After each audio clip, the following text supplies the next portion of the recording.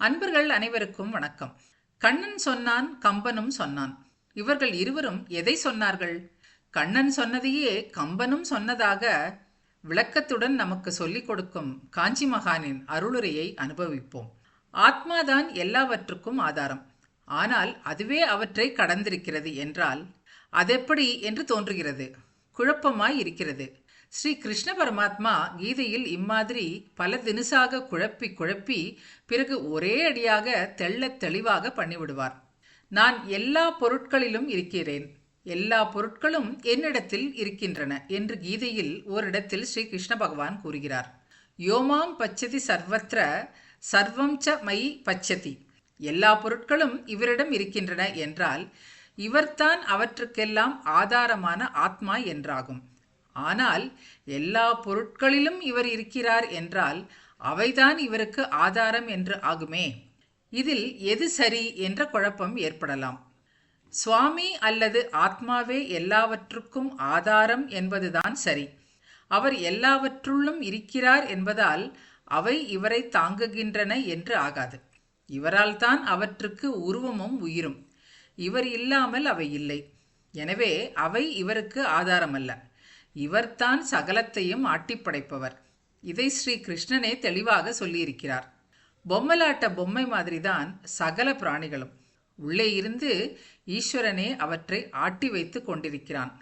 ஈஸ்வர சர்வ பூதானாம் ஹிருத்தேச்சே அர்ஜுன திஷ்டதி பிராமயன் சர்வ பூதானி யந்திராரூடானி மாயையா என்கிறார். இப்படி குழப்பத்தை தெளிவு செய்கிற பகவான் அதே கீதையில் மறுபடியும் குழப்பம் செய்கிறார். எல்லா பொருட்களிலும் நான் இருக்கிறேன், எல்லா பொருட்களும் என்னிடத்தில் உள்ளன என்று கூறுபவரே என்னிடத்தில் ஒரு பொருளும் இல்லை, நானும் ஒரு பொருளும் இல்லை என்கிறார். ந ச மத் ஸ்தானி பூதானி ந சாஹம் தேஷு அவஸ்திதாக. இங்கே ஆத்மா எல்லாவற்றையும் கடந்தது என்ற தத்துவம் பேசப்படுகிறது. இது என்ன குழப்புகிறாயே என்றால், நான் எல்லோருக்கும் விளங்குவதில்லை.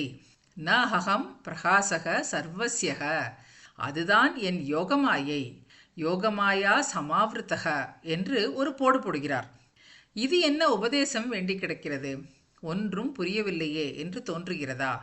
நன்கு ஆலோசித்து பார்த்தால் குழப்பத்துக்கு தெளிவு காணலாம்.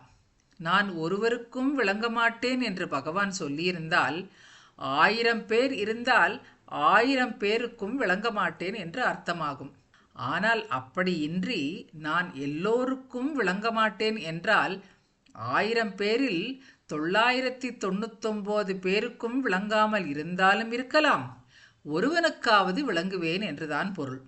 பகவான் எல்லாருக்கும் சர்வஸ்ய விளங்க மாட்டேன் என்றாரே அன்றி ஒருவருக்கும் கஸ்யாபி விளங்க மாட்டேன் என்று சொல்லவில்லை. அப்படியானால் அவரும் சிலருக்கு விளங்குகிறார் என்றாகிறது. அந்த சிலர் யார்? இவர் சொன்ன யோகமாயையால் பாதிக்கப்படாத ஞானிகள். நான் எல்லா பொருள்களிலும் இருக்கிறேன், ஒரு பொருளும் என்னிடம் இல்லை என்று பகவான் முரண்பாடாக பேசியது போல தோன்றுவதற்கு இத்தகைய ஞானிகளே விளக்கம் தந்து தெளிவு செய்வார்கள். தெருவிலே ஒரு பூமாலை கிடைக்கிறது. அரை இருட்டு. எவனோ அந்த பக்கம் வந்தவன் அதை மிதித்துவிட்டு ஐயோ பாம்பு பாம்பு என்று பயத்தால் கத்துகிறான். மாலையாக இருப்பதும் பாம்பாக இருப்பதும் ஒன்றுதான். இது மாலைதான் என்று தெரிந்தவுடன் அவனுக்கு பாம்பு இல்லை என்று தெரிந்து விடுகிறது. அதனால் முதலில் பாம்புக்கு ஆதாரமாக இருந்தது என்ன? மாலைதான். மாலையை பாம்பு என எண்ணுவது போல் அஞ்ஞானிகள் ஒன்றேயான பிரம்மத்தை பலவான பிரபஞ்சமாக பார்த்து மயங்குகிறார்கள். இந்த பிரபஞ்சத்துக்கு ஆதாரம் பிரம்மம்தான். இந்த பிரபஞ்சத்துக்குள் நான் இருக்கிறேன், பிரபஞ்சம் என்னிடத்தில் இருக்கிறது என்று சொன்னால் என்ன அர்த்தம்? மாலைக்குள் தான் பாம்பு இருக்கிறது, பாம்புக்குள் தான் மாலை இருக்கிறது என்பது எப்படியோ அப்படித்தான். இரண்டும் உண்மைதானே.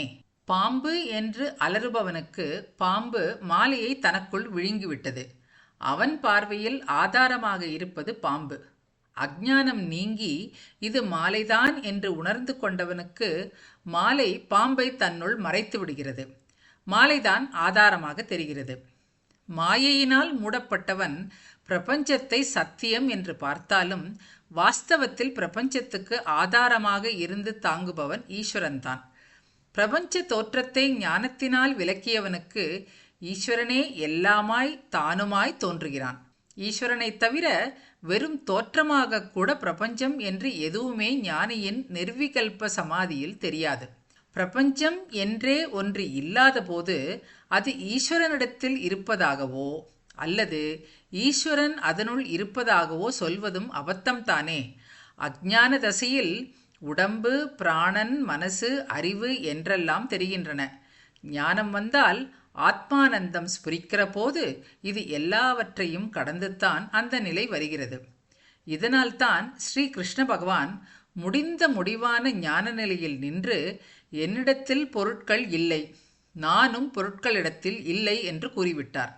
எவனோ அஞ்ஞானி மாலையை பாம்பாக நினைத்தான் என்பதால் உண்மையிலேயே ஒரு பாம்பு மாலைக்குள் இருந்ததாகவோ அல்லது பாம்புக்குள் மாலை இருந்ததாகவோ சொல்லலாமா? கம்பர் சுந்தரகாண்டத்தில் இதைத்தான் சொல்கிறார். அலங்கலில் தோன்றும் பொய்மை அரவு என பூதம் ஐந்தும் விளங்கிய விகாரப் பாட்டின் வேறுபாடற்ற வீக்கம் கலங்குவதெவரை கண்டால் அவர் என்பர் கைவில்லேந்தி இலங்கையில் பொருதாரென்றே மறைகளுக்கு இறுதியாவார். அலங்கல் என்றால் மாலை, அரவு என்றால் பாம்பு. அலங்கலில் தோன்றும் பொய்மை அரவு, மாலையில் தோன்றும் பாம்பு என்ற பொய்யான எண்ணம்.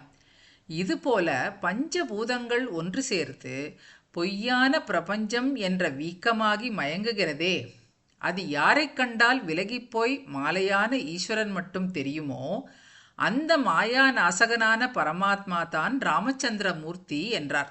நம்மாழ்வாரை பற்றி சடகோபர் அந்தாதி பாடின பரம வைஷ்ணவரான கம்பர் பரமாத்ம ஸ்வரூபத்தை இப்படி ஸ்வச்சமான அத்வைத்த பாஷையில் சொல்லுகிறார். இப்பொழுது மகானின் வார்த்தைகள் புரிந்திருக்கும். இதையே தான் திருமூலரும் மரத்தை மறைத்தது மாமத யானை, மரத்தில் மறைந்தது மாமத யானை, பரத்தை மறைத்தது பார்முதர் பூதம், பரத்தில் மறைந்தது பார்முதர் பூதம் என்கிறார். மற்றும் ஒரு அருளுரையுடன் மீண்டும் சந்திப்போம். வணக்கம்.